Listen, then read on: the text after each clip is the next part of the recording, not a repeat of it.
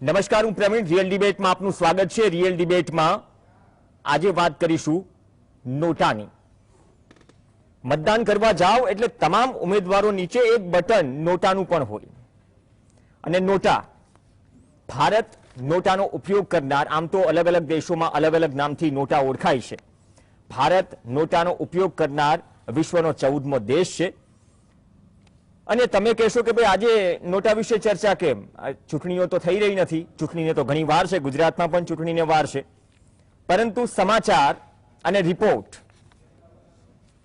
જે એડીઆર નો આવ્યો, એડીઆર જેને વિશ્લેષણ કર્યું, એસોસિએશન ફોર ડેમોક્રેટિક રિફોર્મ, 2-4 દિવસ પહેલા સમાચારો વાંચ્યા હશે, એટલા બધા સમાચારો ગુંજ્યા નહીં, પરંતુ ચર્ચા કરવા જેવા છે. એડીઆરએ જે આમ પણ જે રાજકીય પક્ષો છે, રાજકીય પક્ષના નેતાઓ છે, તમામનું વિશ્લેષણ કરે છે કે ભાઈ આમાંથી કેટલા ગુનાહિત ઇતિહાસ ધરાવે છે, કોની કેટલી સંપત્તિ છે, એ તમામનું વિશ્લેષણ તમારી સામે આવે છે એ એડીઆરની બદોલત. હવે એડીઆરએ વિશ્લેષણ કર્યું છે 2018 થી 2022 વચ્ચે જે ચૂંટણીઓ થઈ, 2019ની લોકસભા ચૂંટણી પણ છે અને 2018 થી 22 વચ્ચે જે વિધાનસભા ચૂંટણીઓ થઈ, તે તમામનું વિશ્લેષણ કર્યું અને કહ્યું કે 1.29 કરોડ મત નોટામાં પડ્યા.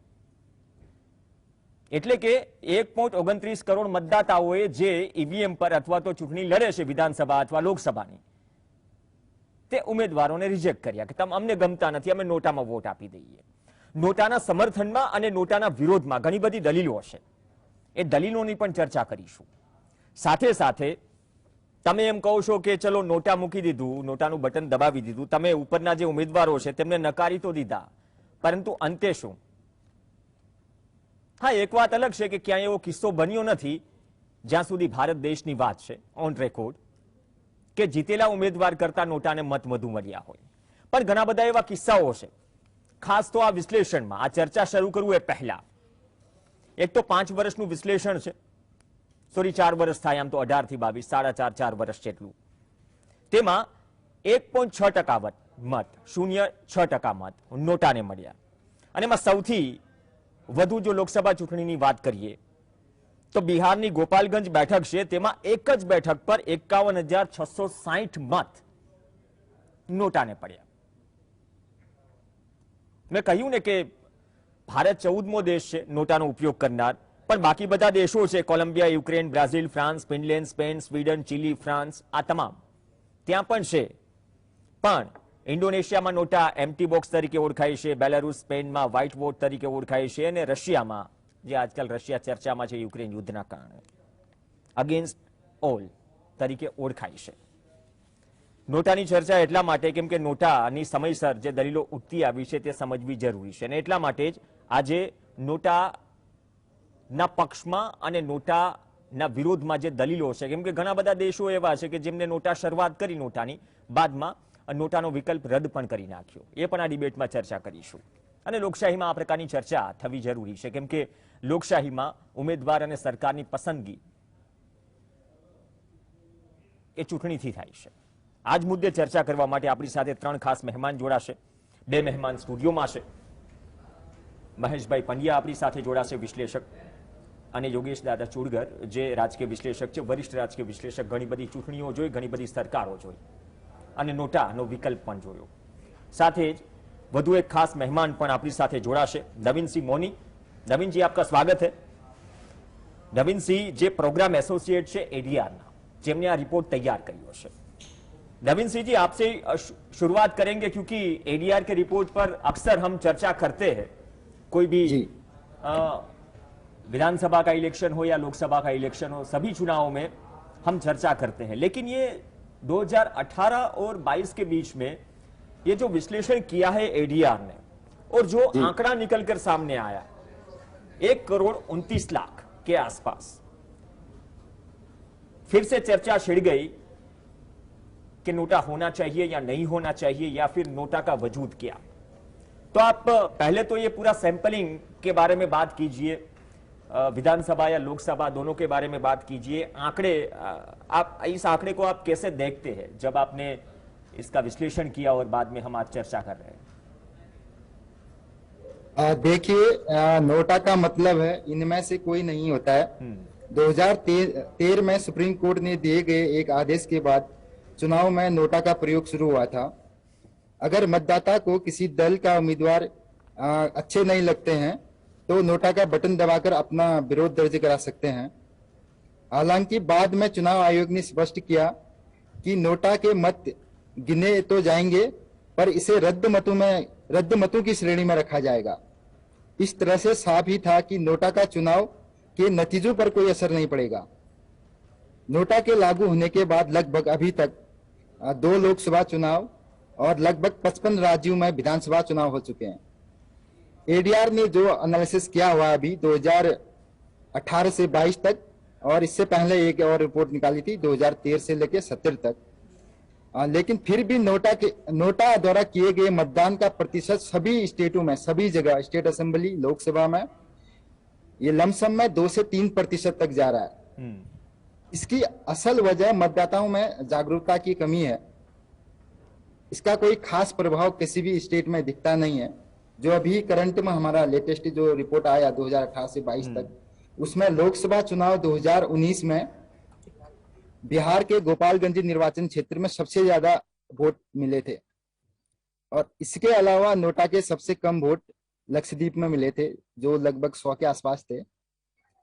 एडीआर ने शुरुआत से ही चुनाव आयोग को इसके लिए कई सारी सिफारिशें भेजी थी। इनमें से एक मुख्य सिफारिश था कि यदि किसी चुनाव क्षेत्र में नोटा के लिए डाले गए वोट सभी उम्मीदवारों से अधिक हो तो, और उम्मीदवार निर्वाचित घोषित नहीं होना चाहिए। इसके बाद नए चुनाव कराए जाने चाहिए। उनमें पहले किसी भी प्रत्याशी को चुनाव लड़ने की अनुमति नहीं देनी चाहिए। ये बार बार जितने भी बार इलेक्शन होता है उसके बाद एडीआर कई सारे सुझावों के साथ अपने सिफारिश चुनाव आयोग तक भेजने की कोशिश करते रहता है। हालांकि इतना ज्यादा फर्क तो नहीं पड़ा हुआ। अभी आपने रिपोर्ट का एनालिसिस देखा होगा, हर निर्वाचन क्षेत्र में किसी में 0 से लेके 2-3%, 0 से लेके 1-2% ऐसे कुछ परसेंटेज आ रहे हैं नोटा का। लेकिन अहम बात यह है कि चुनाव आयोग को भी इसके ऊपर काम करना पड़ेगा। उसको ज्यादा से ज्यादा मतदाताओं को जागरूकता करने के लिए इसके ऊपर काम करना पड़ेगा। जी, विधानसभा के बारे में बात कीजिए। जो 2020 के आसपास जो मतलब विश्लेषण में निकलता है कि 7.49 लाख परसेंटेज जो है वो बढ़ रहा है क्या?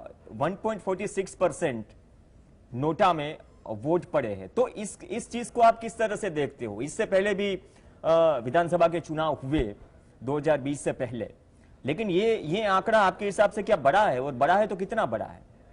देखिए, ये आंकड़े तो अगर हम कंपेयर करेंगे, ये इलेक्शन के ऊपर डिपेंड करता है। 2018 में टोटल अभी 9 स्टेट असेंबली इलेक्शन हुए थे। 2019 में 7 स्टेट असेंबली इलेक्शन हुए थे। ऐसे ही 2020 में आपके 2 स्टेट असेंबली इलेक्शन हुए थे। तो सभी में इसका परसेंटेज थोड़ा ऊपर नीचे है। कोई खास इसके ऊपर कुछ ज्यादा फर्क नहीं पड़ा हुआ है। ओके, महेश पंड्या આપણી સાથે છે। મહેશભાઈ, નોટા ફરીથી ચર્ચામાં છે, અને જે વાત કરીને 2003 થી સુપ્રીમ કોર્ટ ની પૂરી ગાઈડલાઈનથી લઈને બાદમાં સમર્થનમાં અને વિરોધમાં જે પણ દલીલો છે, પણ આ વિશ્લેષણ પર આપનું શું કહેવું છે? અત્યારની દ્રષ્ટિએ આપણે જેમ જેમ દરેક ઇલેક્શન્સ થઈ રહ્યા છે, નોટા છે તો ખરા ઈવીએમમાં, કદાચ ગૌરવ પણ મહેસૂસ કરે છે મતદાતા નોટા બટન પુશ કરીને કે ભાઈ મેં ઉપરના બધાને રિજેક્ટ કરી નાખ્યા। પણ એક ઉદ્દેશ્ય એ પણ હતો કે જે પોલિટિકલ પાર્ટીઝ છે એ કદાચ સ્વચ્છ છબી ધરાવતા ઉમેદવારને ઉતારે। એક જે મુખ્ય વાત છે એ વાત અલગ છે, બાદમાં આપણે વિશ્લેષણ કરીશું તો ખબર પડશે કે લોકસભામાં અને રાજ્યસભામાં કેટલા પર ગુનાહિત ઇતિહાસ નોંધાયેલા છે, જે ગંભીર ગુનાઓ પણ છે નોંધાયેલા છે। દર વર્ષે આપણે ચર્ચા કરીએ છીએ। તો નોટા આવવાથી બદલાયું શું? જો વિશ્લેષણમાં બહુ સ્પષ્ટ બહાર આવ્યું કે નોટાની બહુ અસર થઈ નથી 1-2 બેઠકોને બાદ કરતા, અને એનું એક કારણ એ પણ છે, વિશ્લેષણમાં કહ્યું એડીઆરના ભાઈ મૌનીએ, કે એનો પ્રચાર પ્રસાર બહુ થયો નથી, કારણ કે કોઈ રાજકીય પક્ષને રસ ના હોય આનો પ્રચાર પ્રસાર કરવાનો, કોઈ અપક્ષને રસ ના હોય, એટલે જે કર્મશીલો હોય જે રાજકીય એક્ટિવિસ્ટ હોય એ લોકોને રસ હોય. હવે એમની જોડે એટલા બધા પૈસા પણ ના હોય કે એવો પ્રચાર કરી શકે. અને બીજો પ્રચાર નહીં કરવાનું કારણ એવું પણ છે, જેમ કે આજે મને કોઈ ગમતા નથી પણ હું નોટાનો પ્રચાર નથી કરતો એટલા માટે કે જે કહ્યું આ એડીઆરના વિશ્લેષણમાં કે સુપ્રીમ કોર્ટે એમ કહ્યું કે અમે એની ગણતરી ચોક્કસ કરીશું પણ એ રદની યાદીમાં નાખી દઈશું. માનો કે 5 ઉમેદવાર છે ને છઠ્ઠો નોટા. હવે નોટામાં સર્વશ્રેષ્ઠ ઉમેદવાર મળ્યા તો એનો મતલબ એવો થયો કે બાકીના 5 રિજેક્ટ થયા. રાઇટ ટુ રિકોલ એને પાછા બોલાવો અને ફરીવાર ચૂંટણી કરો. આ પ્રાવધાન નથી, આ પ્રોવિઝન નથી, આ જોગવાઈ નથી. અને એટલા માટે મારા જેવા માણસને કોઈ પણ ના ગમતો હોય તો પણ નોટાને વોટ આપવા નહીં જાય અથવા તો એમ કે નથી જવું. ભલે મત આપવો પવિત્ર અધિકાર છે, અમે સતત પ્રચાર પ્રસાર કરતા હોઈએ છીએ કે ભાઈ મત એ પવિત્ર અધિકાર છે ને આપણો આપવો જ જોઈએ, પણ 5 નથી ગમતા અને નોટા દબાવો છો તમે કે નન ઓફ ધ અબાવ, આ ઉપરનો કોઈ નહીં, પણ એ વોટ પણ નિરર્થક જ જવાનો અથવા તો રદ બાતલ ગણાવવાનો છે અલ્ટિમેટલી. જ્યાં સુધી સુપ્રીમ કોર્ટ નોટા વોટને ઉમેદવારની જેમ નહીં ગણે અને જો નોટાનો જેટલા વોટ મળ્યા છે સૌથી વધુ હોય તો આખી ચૂંટણી રદ કરવાની પ્રક્રિયા નહીં કરે ત્યાં સુધી નોટા પ્રોત્સાહિત નહીં થાય અને એની પ્રચાર પ્રસાર નહીં થાય. આ તો કેવું થાય છે કે માનો કે કોઈ પાર્ટી એમ કે ના અમે આ રાષ્ટ્રપતિ કે ઉપરાષ્ટ્રપતિ ચૂંટણીમાં ભાગ નહીં લઈએ અથવા તો કોન્ફિડન્સ મોશનમાં વિધાનસભા કે પાર્લામેન્ટમાં ભાગ નહીં લઈએ, એના જેવું થઈને ઊભું રહ્યું છે. કદાચ એમાં તો ફાયદો પણ થાય, કોઈકને સમર્થન થાય, કોઈના વિરોધમાં પણ જાય. નોટામાં તો બિલકુલ નથી થતું કારણ કે એની ગણતરી જ નથી થવાની. મત ગણાય છે ખાલી નામ પૂરતા. તો મને લાગે છે કે આવી કવાયત પણ શું કામ કરીને બેલેટમાં એક બટન વધારે મૂકીને મુશ્કેલીમાં મૂકો છો. તો જો સુપ્રીમ કોર્ટે અથવા ભારતના ચૂંટણી પંચે નોટોની ગણતરી ના કરવી હોય તો પછી સવાલ જ નથી કે નોટોનું બટન મૂકવામાં આવે. નોટોનું બટન મૂકવું જ ના જોઈએ કારણ કે એની ગણતરી જો ના લેખાવાની હોય, એનું કન્સિડર ના કરવાની હોય તો નોટોને કરવાનું શું? અને પ્રચાર પ્રસાર પણ કેવી રીતે કરીએ? નોટોનો જો કોઈ એ ના હોય મહત્વ તો પછી પ્રચાર પ્રસાર પણ ના થઈ શકે. અને એટલા માટે નોટોમાં વોટ નથી પડતા અને એનો પ્રચાર પ્રસાર નથી થતો એ હકીકત છે. એટલે ચૂંટણી પંચે અને સુપ્રીમ કોર્ટે પણ એ વિચારવું જોઈએ કે જો નોટાને ગણવું હોય તમારે તો નોટાને એક ઉમેદવાર તરીકે ગણો અને સૌથી વોટ જો નોટામાં પડે તો પછી એ ચૂંટણી રદ કરો અને નવેસરથી તમારે ચૂંટણી કરાવવી પડે તો જ આ નોટાનું મહત્વ જળવાશે. બાકી જેમ બીજા દેશોએ પણ નોટા પાછો ખેંચ્યો એવી આ હાલત આ દેશની પણ થવાની. આ હું એમ સમજુ કે નોટા ઇઝ રાઇટ ટુ રિકોલ જેવું છે કે મને કોઈ ઉમેદવાર પસંદ નથી, બધા ક્રિમિનલ છે અથવા તો બધા સારા નથી અને I don't want any candidate from this list, તો નોટાનું મહત્વ રહેશે. બાકી નોટાનો કોઈ મતલબ નથી હું જોતો. ઓકે યોગેશ દાદા, આપ કઈ રીતે જોઈ રહ્યા છો વિશ્લેષણ? અને બીજો મુદ્દો એ છે કે જે આશય હતો નોટાનો વિકલ્પ આપવાનો એ અત્યાર સુધીના એડીઆરના રિપોર્ટથી લઈને આપણે છેલ્લી 2 લોકસભા અને અમુક વિધાનસભા ચૂંટણીઓ જોઈએ, નન ઓફ ધ એબોવની વાત કરીએ છીએ કે ઉપરમાં કોઈને તમને વિકલ્પ આપી દીધો, મતદારે બટન પણ દબાવી દીધું, પણ જે મૂળ ઉદ્દેશ્ય પહેલી વાત તો યોગેશ દાદા આની પાછળનો શું હતો અને આપને લાગે છે કે અત્યાર સુધીમાં એ ઉદ્દેશ્ય ફૂલફિલ થઈ રહ્યો છે? પ્રવીણભાઈ, આપણે ત્યાં જે ઇલેક્શન થાય છે એ એવી ગણતરીથી થાય છે કે આપણે સારા માણસને આપણા જનપ્રતિનિધિ તરીકે લોકસભામાં યા તો વિધાનસભામાં મોકલીએ અને ત્યાં આપણા પ્રશ્નોની રજૂઆત કરે, યોગ્ય ચર્ચા કરે, વિદ્વતાભરી રજૂઆત કરે. પરંતુ મારા આટલા વર્ષોના અનુભવમાં હું જોઉં છું કે શરૂમાં બરોબર છે પણ પછી તો એવા ઉમેદવારો જે તે રાજકીય પક્ષ તરફથી મૂકવામાં આવે કે જેનો ઇતિહાસ ગુનાહિત હોય, જેને અધધ સંપત્તિ ખોટી રીતે ભેગી કરી હોય અને છતાં એને ટિકિટ મળતી હોય. હવે તો જ્ઞાતિવાદ અને જાતિવાદનું ફેક્ટર પણ આમાં ઉમેરાયું છે. એટલે યોગ્ય ઉમેદવારને મારે મારા જનપ્રતિનિધિ તરીકે મોકલવો છે એ મુદ્દો આમાં સચવાતો નથી. એટલે હવે ક્યાંક એવી પરિસ્થિતિ ઊભી થવી જોઈએ અથવા એવી વ્યવસ્થા થવી જોઈએ કે આ જે ઊભા છે મારા ઇલેક્શન વિભાગમાંથી, એમાંથી એક પણ ઉમેદવાર મને ગમતો નથી, એક પણ હું મારા જનપ્રતિનિધિ તરીકે ઉપર મોકલવા માંગતો નથી. એટલે 2013માં આ નોટાની વ્યવસ્થા થઈ, નન ઓફ ધ એબાઉ. એટલે 5 હોય અને એ 5 ઉમેદવારમાંથી એક પણ ઉમેદવાર મને પસંદ નથી, ત્યારે નોટા એટલે નન ઓફ ધ એબવ ને હું વોટ આપું. હવે પરિસ્થિતિ એવી થઈ છે, સુપ્રીમ કોર્ટ, ચૂંટણી પંચ વગેરે વગેરે બધી ઘણી ગણમથાલો કરી, પણ છેવટે આ નોટા એ રદ થયેલા મત તરીકે જ ગણાય. જેમ મહેશભાઈ એની વિશ્લેષણ કર્યું કે આને તો રદ થયેલા મત તરીકે જ ગણવાનું, તો પછી એના કરતા હું વોટ આપવા જ ના જઉં તો શું ખોટું? હું તાળ તડકો વરસાદ વગેરેમાં મારે ઘેરથી પેટ્રોલ બાળીને અથવા તો બીજી કોઈ રીતે હું બૂથ સુધી પહોંચું અને એનો જો કોઈ અર્થ જ ના સર્ચાવવાનો હોય તો એનો અર્થ શું છે? એટલે આ નોટા જે છે એ એટલો ઇનએફેક્ટિવ બની ગયો છે. હવે ધારો કે હજુ સુધી એ બન્યું નથી. એક દાખલો તમે આપ્યો કે બિહારના ગોપાલગંજમાં 56,000 વોટ નોટામાં પડ્યા હતા. 56,000 એ કોઈ નાની સંખ્યા નથી.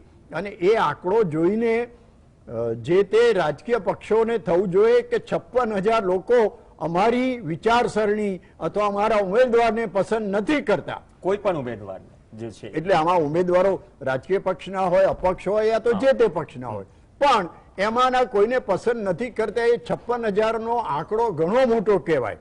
ત્યારે આ રાજકીય પક્ષો, અપક્ષોની વાત બાજુમાં મૂકી, એમને ક્યાંક વિચાર કરવો જોઈએ. ભલે એક જ ક્ષેત્રમાં થયું, પણ આવી રીતે પ્રજાનો એક વિરોધ છે કે અમે જે ઉમેદવારો મૂકીએ છીએ એ પ્રજાને પસંદ નથી.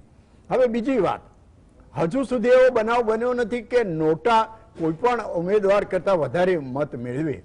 એ હજુ સુધી ભારતમાં તો બન્યું નથી, બીજા દેશોનું પછી વાત.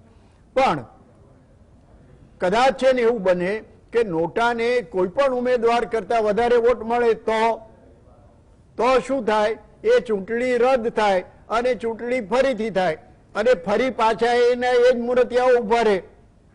ત્યાં પણ આવી કોઈક વ્યવસ્થા થવી જોઈએ કે આ 5ને પ્રજાએ રિજેક્ટ કર્યા છે, માટે એ 5 તો ક્યારે ચૂંટણીમાં ઉભા ના રહી શકે. આવી કોઈ વ્યવસ્થા થવી જોઈએ અને એ નથી થઈ. એટલે જે માણસ ગુનાહિત પ્રવૃત્તિઓમાં સંડોવાયેલો છે એને મેં રિજેક્ટ કર્યો છે, ફરી ઉભો રહેશે અને ફરી ચૂંટણી થાય. પ્રવીણભાઈ, તમે વિચારો, એક ચૂંટણી થાય એટલે કેટલો ખર્ચો થાય છે. એ ઉમેદવાર તો કરે એના ઘરના પૈસાથી અથવા ક્યાંકથી ભેગા કરે, પણ ચૂંટણી પંચ અને સરકાર એની વ્યવસ્થા જાળવવા માટે સુરક્ષા બળો, એના માટેનો સ્ટાફ, કેટલો બધો ખર્ચો થાય. આ નોટામાં જીતે એના સૌથી વધારે મત મળ્યા હોય, ફરી પાછો આ ખર્ચો પ્રજાના માથે નાખવાનો. એટલે આ નોટાનો મિનિંગ શું? ક્યાં તો કોઈ એવી વ્યવસ્થા થવી જોઈએ કે નોટાને વધુ મત મળે તો આ ચૂંટણી રદ થવી જોઈએ અને એમાં આ ક્ષેત્રમાંથી કોઈ પણ ઉમેદવાર જનપ્રતિનિધિ તરીકે નહીં. આ એક વિચાર કદાચ લોજિકલી નથી, પણ એ વિસ્તારનો પ્રતિનિધિ તો ત્યાં જોઈએ જ. પણ આવા પ્રતિનિધિઓ રાજકીય પક્ષો ના ઉભા રાખે એવી કોઈ આમાં ગણતરી કરવામાં આવી હોય તો એ ગણતરી સંપૂર્ણપણે નિષ્ફળ ગઈ છે. અત્યારે તમે જુઓ તો મારી પાસે અત્યારે આંકડો નથી, પણ લોકસભામાં જેટલા ઉમેદવારો બેઠા છે એમાંથી 32% ઉમેદવારોની પાછળ આવી ગુનાહિત પ્રવૃત્તિઓનો ઇતિહાસ છે. અરે એક પક્ષના પ્રમુખ તો જામીન પર છૂટેલા છે, રાષ્ટ્રીય પ્રમુખ. હવે તમે વિચારો, આપણી પાસે જો આવા રાજકારણીઓ હોય, આવા ઉમેદવારો હોય અને એ આપણા જનપ્રતિનિધિ તરીકે આપણા માટેના કાયદાઓ બનાવે, આપણા માટેના નિયમો બનાવે, આપણું રાષ્ટ્ર કેવી રીતે ચાલશે એવા નિયમો બનાવે, તો તમે શું અપેક્ષા રાખી શકો? અને 75 વર્ષની આઝાદી પછી પણ આ પ્રશ્નોની આપણે ચર્ચા કરવી પડે છે. એનો અર્થ એવો કે હજુ આપણામાં કોઈ પણ જાતની મેચ્યોરિટી આવી નથી અને હંમેશા પ્રજાનો વાંક કાઢવામાં આવે છે કે પ્રજા આવા માણસોને ચૂંટે છે. અરે ભાઈ, અમારે તો સારા માણસો જ જોઈએ છે, પણ તમે જે રાજકીય પક્ષો છો એવાને ઉભા રાખો છો કે અમારી પાસે બીજો કોઈ ઓલ્ટરનેટ હોતો નથી. કાં તો અમે વોટ ના આપીએ અને નોટાને આપીએ તો પણ એનો કોઈ અર્થ નથી. એટલે રાજકીય પક્ષોએ આ નોટા લાવવા પાછળનો જે એક હેતુ હતો એને સમજવો જોઈએ અને અક્ષરશઃ એનું પાલન કરવું જોઈએ કે અમે એવા ઉમેદવારોને ઉભા રાખીશું કે જેનો કોઈ ગુનાહિત ઇતિહાસ ના હોય, જેને કોઈ ગેરરીતિઓથી સંપત્તિ ભેગી ના કરી હોય અને સ્વચ્છ પ્રતિભા ધરાવતો અને એના કરતા વધુ સક્ષમ હોય, કાબેલ હોય એવો જોઈએ. કારણ કે પ્રવીણભાઈ, હું એક દાખલો આપું કે મનમોહનસિંહના વખતે એક પરમાણુ માટેનો લોકસભામાં ખરડો આવ્યો હતો. હવે કેટલા બધા સભ્યોને આ પરમાણુ શું છે એ જ ખબર નહોતી. માત્ર પક્ષનો વ્હીપ આવ્યો હતો એટલે આંગળી ઊંચી કરવાની હતી. પણ એના બદલે એ લોકો સમજતા હોત કે આ પરમાણુ માટેનો શું ઠરાવ છે તો એમાં યોગ્ય રીતે ચર્ચા પણ થઈ હોત. અને એ ચર્ચા મેં સાંભળેલી ત્યારે એક વિજ્ઞાનના વિદ્યાર્થી તરીકે મને નવાઈ લાગી કે આ લોકોને કમસે કમ બ્રીફિંગ તો કરવું જોઈતું હતું કે આપણે શેની ઉપર ચર્ચા કરવાના છે. આવું કાંઈ જ થતું નથી. આંગળી ઊંચી કરીને ઠરાવ પસાર કરી દેવામાં આવે છે. એટલે આ જાતની જો આપણે લોકશાહી ચલાવવાની હોય તો આ નોટાનું એક અગત્યનું પાસું સુપ્રીમ કોર્ટ અને ચૂંટણી પંચે ઘણી બધી વિચારણા પછી મૂક્યું છે. એને અસરકારક બનાવવું જોઈએ. અત્યારે તો મને એમ લાગે છે કે આ નોટા સંપૂર્ણ રીતે અસરકારક નથી. ઓકે, જો એક લોકશાહીમાં એક નાગરિક માટે મત એક શસ્ત્ર છે કોઈ નેતા કે સરકારને પસંદ કરવા માટે, તો નોટા એ शस्त्र रूप में कितलू मजबूत है। एक सवाल नवीन सिंह जी मैं आपसे करूंगा, एक ब्रेक के लिए रुकूंगा, क्योंकि ये भी जरूरी है कि एडीआर ने भी सजेस्ट किया है कि जहां पर भी मतलब अगर कैंडिडेट से ज्यादा नोटा को वोट मिले तो वहां पे जितने भी कैंडिडेट है उसने जो इलेक्शन लड़ा है अगर नए सिरे से वो इलेक्शन होगा तो उसमें वो पार्टिसिपेट न करे, ऐसा भी सजेशन है। उसके ऊपर भी मैं आऊंगा। एक ब्रेक में रोकाईशू। એ જરૂરી છે કે જે સજેશન કરવામાં આવ્યું કે નોટા કરતા ઓછા મત મળે વિજેતા ઉમેદવારને, અથવા તો વિજેતા ઉમેદવાર કરતા નોટાને વધુ મત મળે તો ચૂંટણી રદ કરી અને જે નવેસરથી ચૂંટણી થાય તેમાં જે કેન્ડિડેટ જે લોકોએ ચૂંટણીમાં ઝંપલાવ્યું હતું તેમને ફરીથી ચૂંટણી લડવા દેવામાં ન આવે, આ પ્રકારનું સજેશન પણ થયું। તો બીજા હાફમાં એ જ વાત કરીશું કે નોટા શસ્ત્ર તો આપ્યું, હથિયાર તો આપ્યું, પરંતુ આ હથિયાર અને શસ્ત્ર આ લોકશાહીમાં અપાઈ તો ગયું છે પણ કેટલું મજબૂત છે નકારવા માટે કે પોતાનો પ્રતિભાવ રજૂ કરવા માટે, એનાથી શું કોઈ ફરક પડે છે? બ્રેક બાદ ચર્ચા યથાવત। Welcome back. નોટા પર ચર્ચા કરી રહ્યા છીએ। ઈવીએમમાં તમને શસ્ત્ર તો મળ્યું પરંતુ એ કેટલું બુઠ્ઠું અથવા ધારદાર છે તેને લઈને રિપોર્ટ આવ્યો છે 18 થી 2022 સુધી, 2018 થી 2022 સુધી 4.5 વર્ષમાં લોકસભા વિધાનસભાના મતોનું વિશ્લેષણ કર્યું એડીઆરએ। તેમાંથી 1.29 કરોડ મત नोटा में पड़ा। चर्चा आगे बढ़ाइए। नवीन सिंह मोहनी, एक जो सजेशन है एडीआर ने किया है कि मैंने ब्रेक से पहले भी बात की कि अगर इलेक्शन में विजेता उम्मीदवार है उससे ज्यादा वोट नोटा को मिले तो फिर से इलेक्शन का सजेशन हुआ है, और जो नए सिरे से इलेक्शन होगा उसमें जो मतलब इलेक्शन लड़ चुके हैं वो कोई भी कैंडिडेट पार्टिसिपेट न करने पाए। तो ये सजेशन के बारे में, ये तर्क के बारे में आपका क्या कहना है? इसमें भी दो दलीलें निकलती है, जो समर्थन में भी है और थोड़ा सा विरोध में भी है, क्योंकि वो इलेक्शन का खर्चा भी एक सबसे बड़ा सवाल और मुद्दा है हमारी प्रणाली में। देखिए, राजनीतिक दल अब नोटा को लेकर संजीदा हो रहे हैं। वोटों की तादाद भले ही कम हो, लेकिन इसे चुनाव में धनबल और बाहुबल के बढ़ते प्रभाव से त्रस्त जो आम मतदाता हैं उसको उनकी जो चुनाव में जो वोटिंग के प्रति आक्रोश है उसके तौर पर देखा जा रहा है। कई बार इससे यह बात ध्यान में रखा जाएगा कि जनता के पास यदि किसी भी उम्मीदवार को चुनने का अधिकार होगा तो राजनीतिक दल दागदार खराब छवि वाले उम्मीदवारों को चुनाव में टिकट देने से बचेंगे। ये नोटा के पक्ष में हमेशा इस बात के ऊपर हमेशा डिस्कशन होते आ रहा है। अगर एक बार कोई चुनाव होता है उसमें नोटा को उन सारे उम्मीदवारों से ज्यादा वोट मिलते हैं तो उनमें उस पर्टिकुलर कॉन्स्टिट्यूंसी का इलेक्शन कैंसिल करवा देना चाहिए, और उनमें उस कॉन्स्टिट्यूंसी में जो उम्मीदवारों ने भाग लिया था उस दौरान उनको दोबारा से उनको चुनाव लड़ने का हक नहीं होना चाहिए, क्योंकि उन पहले ही जनता ने उन सभी को रिजेक्ट किया है। तो जन भावना के अनुरूप तो कोई नया उम्मीदवार, आप सभी के उम्मीदवार उस कॉन्स्टिट्यूंसी में आने चाहिए कि दोबारा से चुनाव हो, उसमें 50% से अधिक जिसको वोट मिले फिर उसको सुना जाना चाहिए। जी ओके, तो सर एक ये भी है कि अगर इलेक्शन के आयोजन में हम नियम 49 को देखें, 49O, 49O, जी जी उसके बारे में भी हम बात करेंगे और वो नोटा से किस तरह से अलग है, दर्शकों की जानकारी के लिए। मोनी जी। हेलो। या नवीन सिंह जी, आप मुझे सुन पा रहे हैं? मोनी जी, मेरी आवाज आप तक पहुंच रही है? आवाज क्लियर नहीं आ रही है, आप दोबारा क्वेश्चन करेंगे जी? सर, जो इलेक्शन के आयोजन में नियम, जो मतलब रूल्स है 49O, 49O, वो क्या है, वो नोटा से वो किस तरह से अलग है? जिस हम कार्य प्रणाली की बात करते हो, नोटा में एक विकल्प देते हैं मतदाता को लोकशाही में।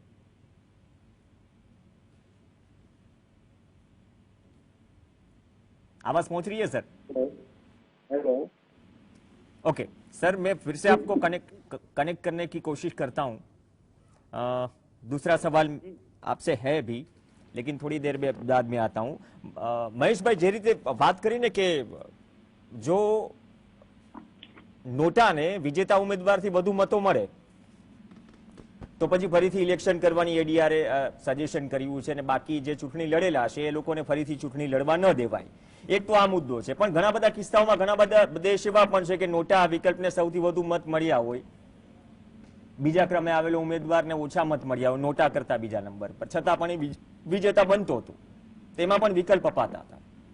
તો આ એક ટેકનિકલ કારણ નડી જાય છે અથવા તો વચ્ચે આવે છે આ પરિસ્થિતિમાં? ના, બહુ સ્પષ્ટ વાત છે કે નોટાના આજની આપણી પ્રથામાં નથી ગણ્યું. એ પહેલા નંબરે હોય કે છેલ્લા નંબરે હોય, એટલે જે સૌથી વધારે મત લઈ જાય ઉમેદવાર એ જ વિજેતા ગણાય.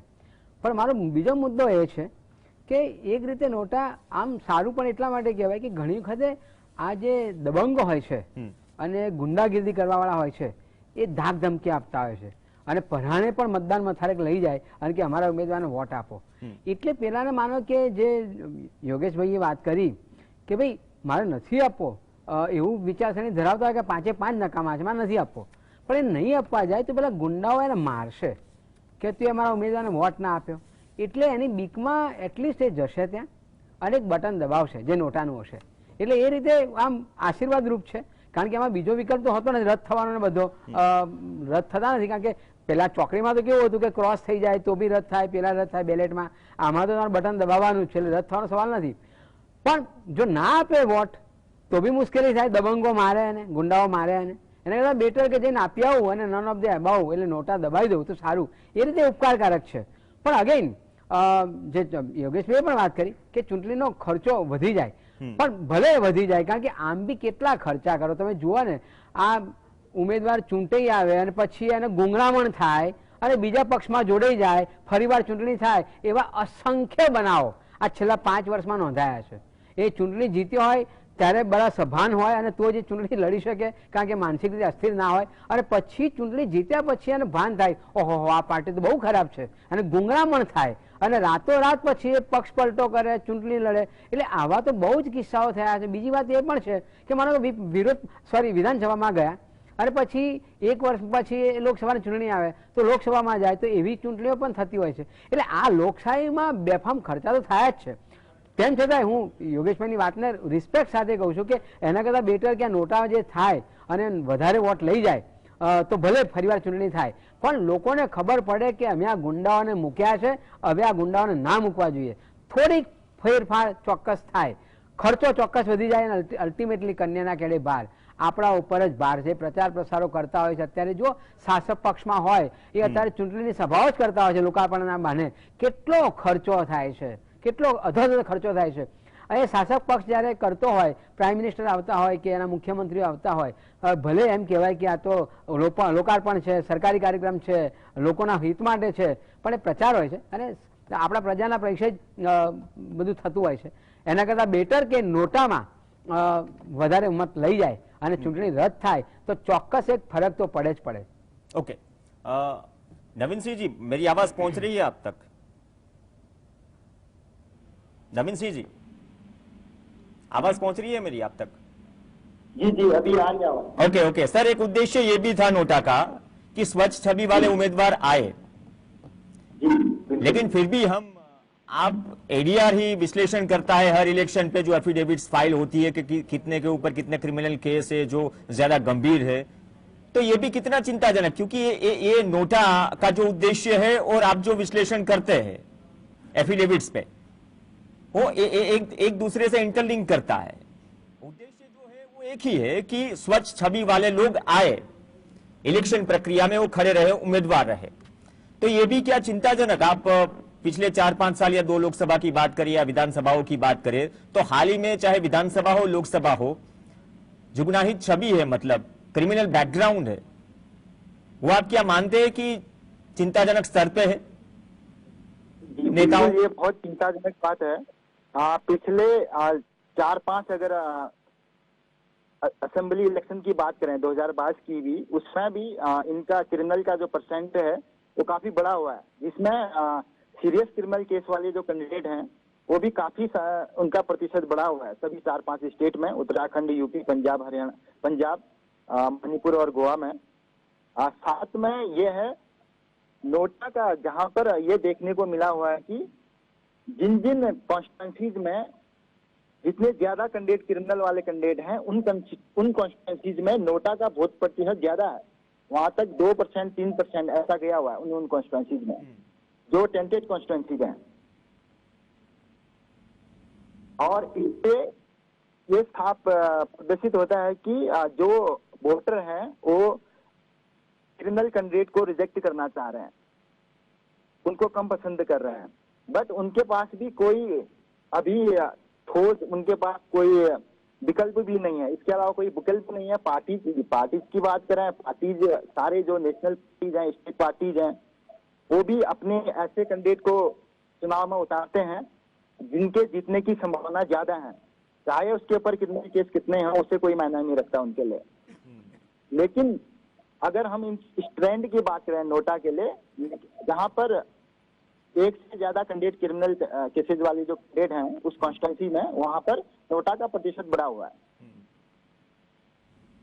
जी ઓકે, ધન્યવાદ યોગેશ દાદા. મેં પહેલા પણ એક વસ્તુનો ઉલ્લેખ કર્યો હતો કે ક્રિમિનલ બેકગ્રાઉન્ડ અને જે એફિડેવિટનું વિશ્લેષણ થાય છે એમાં ચિંતાજનક રીતે આંકડાઓ દેખાડાય છે, કેટલા ધારાસભ્યો અને કેટલા સાંસદો ક્રિમિનલ બેકગ્રાઉન્ડ ધરાવે છે.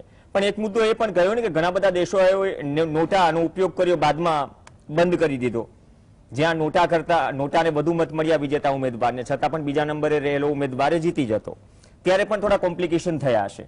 પણ અહીંના કેસમાં એક મેં વાત કરી હતી કે નિયમ 49O, એ પહેલા એ પણ હતું ને સાહેબ તમારા સમયમાં કે 17A નું ફોર્મ હોય કે તમે વોટિંગ કરવા માટે જાઓ અને જે ઉમેદવારો છે કદાચ મતદાર ઈચ્છે કે આમાંથી કોઈને પણ મારે મતદાન નથી કરવું તો ફોર્મ 17A તમે ફિલઅપ કરી દો. પણ ત્યારે ચિંતા એ રહેતી કે તમને મતલબ કે ઓળખી જાય કે આમાંથી આ મતલબ ડિસલાઇક આ ઉમેદવાર કરે છે, મતલબ આ વ્યક્તિ ડિસલાઇક કરે છે, તો એની કમ્પેરિઝનમાં નોટામાં થોડુંક શું કહેવાય, નોટામાં તમારી ઓળખ રહેતી નથી, ગુપ્ત રહે છે મત. આના સિવાય તમે કયા ફાયદાઓ જોઈ રહ્યા છો, અથવા તો કે નેક્સ્ટ લેવલ પર જશે આ તમામ જે દલીલો છે અથવા તો તમામ જે આંકડાઓ આવી રહ્યા છે, આ આંકડાઓ પરથી આવનાર સમયમાં વિશ્લેષણ પરથી કોઈ નવા રસ્તાઓ ખુલશે, આપને લાગી રહ્યું છે નોટાની બાબતમાં? પ્રવીણભાઈ, આપણી લોકશાહીની ચૂંટણીની પદ્ધતિ એવી છે કે દરેક નાગરિકનો મત કોને આપ્યો એની ગુપ્તતા સચવાવી જોઈએ. બિલકુલ. એટલે તમે જે બે નિયમો કીધા 17 અને 49, આ બંને નિયમોમાં એવું થતું હતું કે એમાં ગુપ્તતા નહોતી સચવાતી. અને પાછું મારે પેલા પ્રિસાઇડિંગ ઓફિસર અધિકારી પાસેથી મારે ફોર્મ માંગવાનું, ભરવાનું, સમય લેવાનો, આ બધું મારે શા માટે કરવું? અરે એના કરતા વોટ આપવા જ નથી જવું. હવે વોટ આપવા ના જાઓ તો શું પરિસ્થિતિ થાય? મહેશભાઈએ કહ્યું, મારા વિસ્તારમાં મને ખબર છે કે એ લોકો કાયદેસર કે ગેરકાયદેસરની વાત જવા દો, આપણે ઘરે ઘરે ગાડીઓ લાવીને ઊભી રાખે અને આપણને ઘેટા બકરાની જેમ ગાડીઓમાં ભરીને બૂથ ઉપર લઈ જાય. અને આજે તો આ ચાલે જ છે. અને એ ઉપરાંત કેટલી બધી લાલચો અપાય છે વગેરે વગેરે, એના વાત બાજુમાં મૂકો. એટલે મત આપવા માટે લોકોની ઉપર પ્રેશર બી કરવામાં આવે છે. પણ એને આમાંથી કોઈને પણ મત નથી આપવો ત્યારે નોટાનું બટન દબાવે છે ને એ ગુપ્તતા સચવાય છે. એટલે મને કોઈ મારી ધમકાવીને પણ વોટ આપવા લઈ જાય તો પણ હું નોટાનું બટન દબાવું એટલી તો આમાં મારી પાસે શક્યતા રહેલી છે. એટલે એ રીતે નોટા સારો છે. પરંતુ તમે કીધું એમ કેટલા બધા દેશોએ નોટાનો પ્રયોગ કર્યો અને એમાં કશું વાસ્તવિકતા નહીં લાગવાથી એને રદ બી કર્યો. કદાચ આપણે ત્યાં આ પરિસ્થિતિ થશે એવું મને દેખાય છે. હવે બે દાખલા મારે આપવા છે કે આમાં ન્યાયતંત્ર સુપ્રીમ કોર્ટ કેટલો ભાગ ભજવી શકે અને આ ન્યાયતંત્રને આપણે કેટલું માન આપીએ છીએ. બે દાખલા મારે આપવા છે. માનનીય ઇન્દિરાજીને જ્યારે કોર્ટે એમની ચૂંટણી રદ બાતલ કરી ત્યાર પછી શું થયું? પશ્ચાતવર્તી અસરથી એમાં નિયમમાં ફેરફાર કરવામાં આવ્યો. હવે એ વાત તો દિલ્હીની થઈ, હું ગુજરાતની વાત કરું. મારા તો મિત્ર છે, એમની ચૂંટણી રદ થઈ, હાઈકોર્ટે રદ કરી અને પછી સુપ્રીમ કોર્ટમાં ગયા અને સુપ્રીમ કોર્ટમાં કેસ ના ચાલ્યો અને એમની જે કાળ છે, સમય છે, પૂરો થવાયો. 2022 ડિસેમ્બરમાં તો નવેસરથી ચૂંટણી થશે. એટલે આપણે આ ન્યાયતંત્રનો કેવો દુરુપયોગ કરીએ છીએ. તમે 2017ની વિધાનસભાની આઈ થિંક વાત કરી રહ્યા છો, ભૂપેન્દ્રસિંહ ચુડાસમા. યસ, સુપ્રીમ કોર્ટે સ્ટે આપ્યો, એ ઓફિશિયલ જે ઓન રેકોર્ડ છે. સુપ્રીમ કોર્ટે સ્ટે આપ્યો એટલે ધારાસભ્ય પદ પર રહ્યા.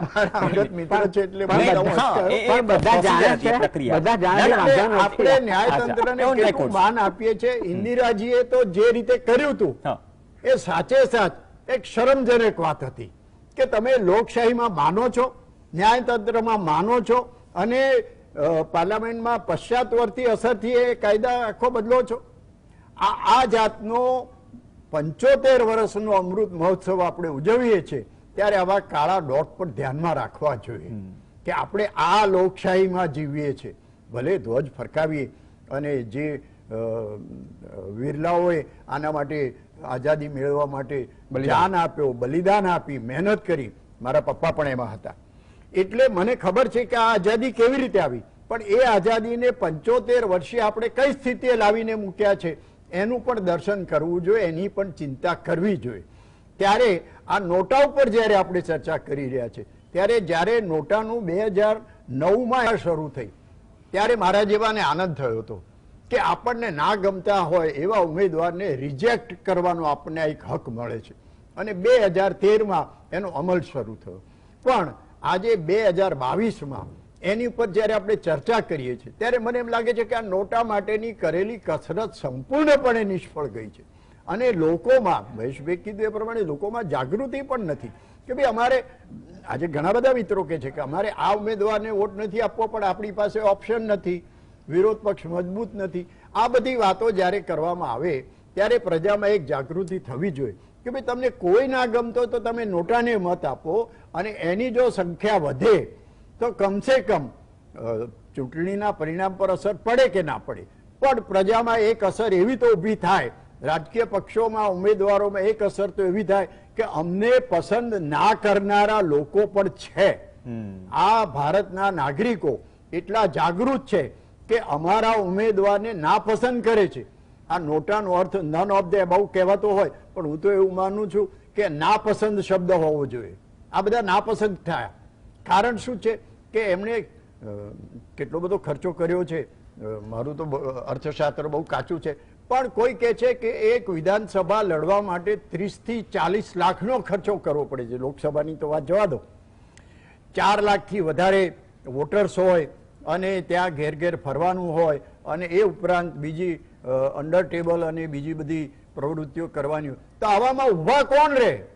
જે સારા માણસો છે, જે સક્ષમ છે એ લોકો ઊભા નથી રહેતા અને છેવટે આવા જ માણસો આવીને ઊભા રહે છે અને એની પોતાની કમાણી ગમે એટલી હોય પણ આટલો ખર્ચો કરીને એ લોકો ચૂંટણી લડે છે. એટલે પછી આ નોટા એમાં એટલો બધો અસરકારક નહીં રહેવાને કારણે આવા માણસો ચૂંટાઈ આવે છે અને આપણા પ્રતિનિધિ છે એમ કરીને આપણે અને પછી પ્રવીણભાઈ એક બહુ મજાની વાત એ છે કે આ બધા જયારે ચૂંટાય ને ત્યારે આપણે એને લલ્લુભાઈ કહેતા હોય ને એને બદલે માનનીય શ્રી લલ્લુભાઈ કહેવું પડે છે. આ બહુ દુઃખ થાય છે આ શબ્દો બોલતા પણ આ થઈ રહ્યું છે. અને એ વાતનું મને આજે આ ઉંમરે બહુ દુઃખ છે કે મારા પિતાશ્રીએ જેના માટે પોતે બલિદાન આપ્યું હતું એ 75 વર્ષે આપણે આ સ્થિતિ આવીને ઊભા છીએ તો હજુ કોઈ વિચાર કરનાર છે જ નહીં. કોર્ટો તો પોતાની રીતે કામ કરે, ચૂંટણી પંચ એના નિયમોમાં બંધાઈને કામ કરે, પણ હવે નેતાઓ, કહેવાતા નેતાઓ, એમણે આ ઉપર વિચાર કરવાની જરૂર છે કે અમે સારા ઉમેદવારો આપીએ, જાતિ પ્રજાતિ વગેરેને બાજુમાં મૂકીએ અને સક્ષમ માણસોને મૂકીએ અને એમાંથી જ પ્રધાનમંડળ રચાતું હોય એટલે એક સારા માણસો પ્રધાનમંડળમાં પણ જાય અને રાજ્યનું અથવા તો દેશનું શાસન સારી રીતે ચાલે, આવી મારી અपेक्षा છે. ओके नवीन सिंह जी, जो मतलब मैंने मेरी आवाज पहुंच रही है आप तक सर? हेलो हेलो नवीन जी, मैंने दूसरे कंट्रीज की बात की कि जहां पर नोटा को पहले नंबर पे वोट मिले, दूसरे नंबर पे जिस उम्मीदवार को वोट मिले उसको विजेता घोषित कर दिया गया. ऐसे भी किस्से बने हैं. अगर यही किस्सा, यही सिचुएशन अगर हमारे देश में अगर बनती है तो फिर इलेक्शन कमीशन के पास क्या ऑप्शन होगा या विकल्प है हाल में? देखिए, अभी तक इलेक्शन कमीशन ऐसा तो कोई सिचुएशन आया नहीं है. इलेक्शन कमीशन ने इसके ऊपर भी कोई क्लियर कुछ डायरेक्शन तो है नहीं इसके पास. बट जो सिफारिशें इलेक्शन कमीशन के पास गई हुई हैं उसमें यह है कि अगर सारे जो उम्मीदवार हैं उनसे ज्यादा नोटा को वोट मिलते हैं तो उसमें उस स्थिति में उस कॉन्स्टिट्यूंसी का इलेक्शन रद्द होना मिलता है और कॉन्स्टिट्यूंसी में दोबारा से इलेक्शन होने चाहिए. उसमें जो पुनः आयोजित चुनाव में केवल उस उम्मीदवार को निर्वाचित घोषित करना चाहिए जिससे चुनाव में कम से कम 50+ वोट प्राप्त किए हैं. જી ઓકે મહેશભાઈ, જે રીતે મોનીજીએ વાત કરી કે મેં બીજા દેશોનું ઉદાહરણ આપ્યું કે નંબર 1 પર નોટા હોય, નંબર 2 પર એ વિજેતા ઉમેદવારો છતાં વિજેતા જાહેર કરવામાં આવે, 3 ઓપ્શન ડિક્લેર કરવામાં આવે છે, ઇલેક્શન કરો અથવા રદ કરો તો પછી ઉમેદવાર વગરની કોન્સ્ટિટ્યુઅન્સી એ પડી રહે. પણ આપણે ત્યાં જે સમસ્યા છે ને એ છે ને કેમ કે ઇલેક્શન મોડ પર હોય છે, પાર્ટીઓ તો હોય જ છે, પ્રજા પણ ઇલેક્શન મોડ પર જ હોય છે, કોઈને કોઈ ચૂંટણી આવતી રહેતી હોય છે ને પ્રજા મતદાન કરવા જતી હોય છે. તો નાગરિકો મત આપવા નવરા ક્યારે પડશે જો આવી સ્થિતિ સર્જાય? તો એ પણ એક મુદ્દો છે. અને પેલા મુદ્દાની એ પણ વાત કરી કે જે ખર્ચ જે થાય છે ઇલેક્શન કન્ડક્ટ કરવા માટે એ જનતાના ટેક્સના પૈસાથી થાય છે, કોઈ રાજકીય પક્ષ પોતાના ખિસ્સામાંથી નથી આપતો. તો આ પરિસ્થિતિમાં એક આર્થિક બોજો અને સતત પેલું ઇલેક્શન મોડવાળી વાત, તો આ તમામ વસ્તુઓ જો પ્રજાના કરવેરાના પૈસાથી થાય અથવા તેના પર ભારણ પડે તો આનો કોઈ ઉકેલ ખરો? જો આપણે એ વિકલ્પ તરફ જઈએ તો પણ ખરા. જે વિકસિત દેશો છે ત્યાં ઇલેક્શન થતા હોય છે પણ ખર્ચા ઓછા થાય છે. યોગેશભાઈ તો 40 લાખની બહુ મર્યાદામાં પ્રામાણિક વાત કરી, પણ 40 લાખમાં જમાનો છે ને સાહેબ નથી થતો. એ વિધાનસભાની ચૂંટણી પણ 2 કરોડ 3 કરોડ 4 કરોડે પહોંચી જતી હોય છે, એટલે એ અઘરું છે. પણ અત્યારે એટલા માટે તો એક વાત કરવામાં આવે છે કે વન નેશન વન ઇલેક્શન, પણ એમાં હું સંમત નથી. એટલા માટે કે તમે કેટલા લખલૂટ ખર્ચાઓ કરો છો. તમે છાસવારે નાની વસ્તુનું લોકાર્પણ કરવા આવી જાઓ અને આખી તંત્ર કામે લગાડી દો છો. આ ઇલેક્શન મોડે જ હોય છે 24 કલાક અને એમાં ખર્ચા થતા જ હોય છે. પણ જો જેમ વિકસિત દેશોમાં સાક્ષરતા વધે છે અને નાગરિક બને છે ત્યારે એ ઇલેક્ટ્રોનિક્સ મીડિયાથી ને બધાથી ડિબેટો થતી હોય છે. ત્યાં આટલી મોટી જંગી જાહેર સભાઓ નથી ભરવી પડતી, આવા ભાડુતી માણસો નથી લાવવા પડતા. અને એટલે જો લોકો જાગૃત થાય તો મને લાગે છે કે ભલે આ ફેડરલ સિસ્ટમમાં વારંવાર ઇલેક્શન આવતા પણ એનો ખર્ચો બી નહીં થાય, પણ લોકોને પણ મજા આવતી હોય છે ત્યાં જવાની. એમ કે મફતનું ખાવા મળે છે ને તો જઈ આવો ને 2 કલાક બગાડી આવો ને અને ખુશ કરી આવો ને. આ ખુશામત છે ને. અને ભાઈબંધ છે, ભાઈબંધ કહે છે એનો ઉમેદવાર છે એટલે જવું જોઈએ. અમારી જ્ઞાતિનો છે, મારી જ્ઞાતિનો છે, મારી પેટા જ્ઞાતિનો છે એટલે મારે ખાસ જવું જોઈએ. આ જે વસ્તુઓ છે ને એટલે હજુ ભલે આઝાદીના 75 વર્ષ ઉજવીએ આપણે, પણ ખરેખર આપણે મેચ્યોર્ડ નથી બન્યા. આપણે એ સારી વસ્તુ છે, કોઈ ટીકા જ ના કરાય, હર ઘર ઝંડા ને બધું બરાબર છે, પણ જે ખરેખર પ્રચાર થવો જોઈએ અને નાગરિક બનાવવાની વાત છે એ થવું જોઈએ એની પણ નથી ભાર મુકાતો. એટલે કે પાઠ્યપુસ્તકમાં પણ નાગરિક શાસ્ત્ર વિષય આવતો હતો એ ખાલી ભણતા આજે કોઈને ખબર નથી રાજ્યસભાનો ભેદ શું ને લોકસભાનો ભેદ શું ને પેલો શું કશી ખબર નથી પડતી. આજે ઇવન ચૂંટાયેલા પ્રતિનિધિઓને જે યોગેશભાઈ બહુ સરસ ઉદાહરણો આપ્યા કે એ બજેટ ચર્ચામાં બેઠા હોય કે લોકસભામાં બેઠા હોય અને એમને વીપ આવ્યો હોય કે આજે હાજર એને આંગળી ઊંચી કરવાની જે કરે એમાં શું છે કશી જ ખબર નથી હોતી. કોઈ પક્ષ બાકાત પણ નથી. કોઈ પક્ષ એટલે કોઈ એકની વાત નથી, કોઈ પક્ષ બાકાત નથી. કારણ કે આપણે એટલા બધા નિરીક્ષણ બનાવ્યા છે ને એમાં સાક્ષર રાજકીય પક્ષના મોટા મોટા જે નેતાઓ જે પોલિસી બનાવે છે એ બહુ સભાનપણે આ કરી રહ્યા છે કે આ દેશને અભણ લોકો જોઈએ છે, એવા પેદા કરો કે જે પ્રશ્ન ના કરે, આંગળી ઊંચી ના કરે. અને એટલે આ પરિસ્થિતિ છે. બાકી ફેડરલ સિસ્ટમમાં ભલે ઇલેક્શન થતા બહુ વાંધો નથી, પણ સાક્ષરતા લાવવાની બહુ જ જરૂર છે, નોટાનો પ્રચાર કરવાની જરૂર છે. અને એ પ્રકારના જો પ્રચાર આપણને વાર લાગશે, ચોક્કસ વાર લાગશે, પણ હું એમ નથી માનતો કે પછી વન નેશન વન ઇલેક્શનમાં પછી તમે અલ્ટિમેટલી આખું સાઈ લાવી દો અને 5 વર્ષે જ ચૂંટણીઓ થાય અને એના એ તમે સહન કર્યા કરો, એ પણ રીત બરાબર નથી. અત્યારે મોડ તો એ તરફ જઈ રહ્યો છે વન નેશન વન ઇલેક્શનનો. કહેવાનું આ જ છે અલ્ટિમેટલી કે તમે આ બહુ ખર્ચાઓ થાય છે, બહુ ખર્ચાઓ થાય છે, પણ તમે શું કામ જાઓ છો છાસ વારે આ બધું કરવા માટે? ખર્ચા તમે ઘટાડો ને, એ નથી ઘટાડવા. પેટા ચૂંટણીઓ કરવી છે તમારે, પક્ષ પલટાઓ કરવા છે અને એ જ લોકો એમ વાત કરે છે વન નેશન વન ઇલેક્શન દેશનો ખર્ચો બચાવવો છે. એટલે એવું નથી. તમે સાક્ષરતા વધારો, તમે નાગરિક શાસ્ત્રનું ભાન કરાવો, તમે નાગરિક બનાવો, તમે આ જાતિવાદ સંપ્રદાયવાદ દૂર કરો તો ચોક્કસ મને લાગે છે કે આ દેશ આજે ને તો કાલે પણ એ જે સાક્ષર દેશો છે, શિક્ષિત અને વિકસિત દેશો છે એની હરોળમાં આવશે. ઓકે યોગેશ દાદા, આમાં આમ કહીએ ને કે ભાઈ સરકારી તંત્ર કે ચૂંટણી પંચ જો આવી સ્થિતિ થાય તો ભાઈ ચૂંટણી યોજવામાં જ મતલબ કે ચૂંટણી પંચ ને એ બધા ચૂંટણી યોજવામાં જ લાગેલા રહે, બાકી કોઈ કામનો પેલો રહે જ નહીં. અને કોઈ પણ સરકાર હોય કદાચ જનતાના ટેક્સના પૈસે ચૂંટણી પ્રચાર પણ થતો હોય છે, પરંપરા પહેલેથી ચાલી આવી રહી છે, આમાં કોઈ બાકાત નથી. આપણે આઝમગઢમાં એક રેલી થઈ હતી યુપી ઇલેક્શન વખતે 40 લાખ રૂપિયા ઇમરજન્સી ફંડમાંથી ચૂકવાયા હતા. ડીએમ નું ઓફિશિયલી સ્ટેટમેન્ટ. ગુજરાતના એક સરકારી ખાતાએ એસબીઆઈ થ્રુ ચેક આપે છે રાજકીય પાર્ટીના, એ પણ બહાર આવ્યું છે. ઓકે યોગેશભાઈ, તો આ પરિસ્થિતિમાં આમ પણ પ્રજા એવું મહેસૂસ કરે છે કે આપણે ઇલેક્શન મોડમાં જોઈએ છીએ. જો નોટાની પરિસ્થિતિ એક તરફ તમને રાઈટ આપી દીધો કે તમે નકારો, તમને જે ઉમેદવાર તમારી સામે છે તમારે ન પસંદ કરવા હોય તો તમે રિજેક્ટ કરી શકો છો, પણ અલ્ટિમેટલી એનું કન્ક્લુઝન શું? બીજી તરફ એ કન્ક્લુઝનમાંથી કદાચ તેની ઇફેક્ટની વાત કરીએ કે ઇલેક્શન ફરીથી કરવામાં આવે તો પણ એક આ મુદ્દો છે જ કે ઇલેક્શન મોડમાં તો છીએ, ફરીથી ઇલેક્શન મોડમાં વધારે આવીશું અને ઉપરથી ખર્ચો ઓર જે ખર્ચો જનતાના ટેક્સના પૈસામાંથી જ થશે. મહેશભાઈએ જે ઉલ્લેખ કર્યો વન નેશન વન ઇલેક્શન મારા હિસાબે આદર્શ પદ્ધતિ છે, એના પ્લસ માઇનસ પોઈન્ટ્સ હશે.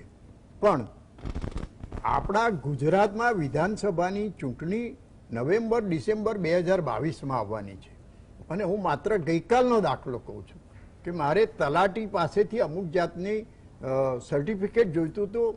ત્યારે એ તલાટીને મેં ફોન કર્યો કે ભાઈ તમે ક્યાં છો?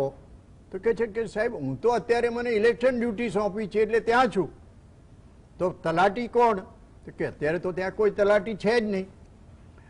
આ પરિસ્થિતિ જો ઇલેક્શનને કારણે થતી હોય, હવે મારે જે સર્ટિફિકેટ જોઈએ છે એ મને ક્યારે મળશે ને એ ભાઈ ક્યારે ઇલેક્શનના કામમાંથી પાછા આવશે?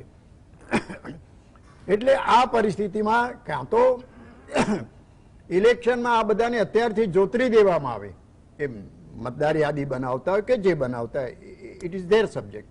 પણ આ તલાટી જેવો મુખ્ય માણસ એ ના મળે તો પ્રજાના કામો લટકી પડે, એનું શું?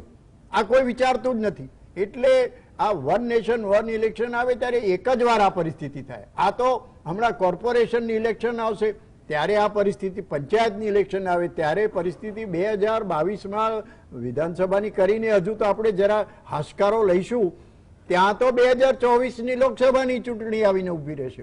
એટલે આપણે તો, અને મોદી સાહેબે બહુ સાચું કહ્યું હતું કે ક્યાંક ને ક્યાંક તો ઇલેક્શન ચાલ્યા જ કરે છે અને એ ઇલેક્શન આવે એ બહુ સારી વાત છે, પણ એ ઇલેક્શન સાથે જે લોભામણા બધા વાયદાઓ આવે છે એનો મને ડર લાગે છે. અને તમે કીધું એમ લોકાર્પણ વગેરે વગેરે બધું ઇલેક્શન આવે એટલે બધું શરૂ થઈ જાય છે. અને મારે એક દાખલો આપવો છે, મહેશભાઈએ જે ઉલ્લેખ કર્યો એનો, કે ભાઈ આ બધા લોકાર્પણ વગેરેના ખર્ચાઓ કેટલા થાય છે? કશો નવો પ્રોજેક્ટ થાય અને એનું લોકાર્પણ થાય, ખાતમુહૂર્ત થાય એ હું સમજી શકું છું. પણ એક હસવું આવે એવી વાત એવી છે કે એક તળાવ વરસાદના કારણે સંપૂર્ણ ભરાઈ ગયું અને એ આનંદની વાત છે કે મેઘરાજાની મહેર હતી ને તળાવ ભરાઈ ગયું. હવે એ તળાવનું મુખ્યમંત્રી પુષ્પહારથી એનું સ્વાગત કરવાના હતા અને એ કાર્યક્રમના લીધે 2 કલાક પહેલા આજુબાજુ બધો ટ્રાફિક બંધ કરી દેવામાં આવ્યો. એ તળાવની આજુબાજુ લાઇટો કરી દેવામાં આવી અને ત્યાં ફૂલહાર વગેરે વગેરે બધું થયું. હવે મને એમ થયું કે આ તળાવ ભરાયું, આમાંના કોઈએ તો મહેનત કરી નથી, એ તો ઉપરવાળાએ મહેનત કરી, તો તમે શેના બધો જશ લેવા માંગો છો? 2 દિવસ પછી એના જે કન્સર્ન અધિકારી હતા એને હું મળ્યો કે સાહેબ આ જે આખું ફંક્શન કર્યું, મારી ગાડી 2 કલાક ખૂણામાં સુધી પોલીસો દબાઈ રાખી, મને બહાર ના નીકળવા દીધું, એ ફંક્શનનો ખર્ચો કેટલો થયો? એ અધિકારીએ મને કીધું કે સાહેબ તમે પૂછનાર કોણ? એટલે મારે ખોટું કહેવું પડ્યું કે હું ફલાણાનો પત્રકાર છું. ત્યારે એણે મને જવાબ આપ્યો કે આ ફંક્શનનો ખર્ચો 42 લાખ રૂપિયા થયો, માત્ર તળાવ ભરી ઉપર વાળે, ફોટા અને વિડીયો આ લોકોએ પડાવી. હવે આ 42 લાખ રૂપિયા એ તળાવની આજુબાજુ ખાડા ખડિયા વાળો રસ્તો હતો, એ રિપેર કરવામાં વાપર્યો હતો, શું ખોટું હતું? એટલે આ જાતના લખલૂટ ખર્ચાઓ થાય જ છે. ત્યારે એ બધા બંધ કરીને કોઈ સારા કામમાં વપરાય.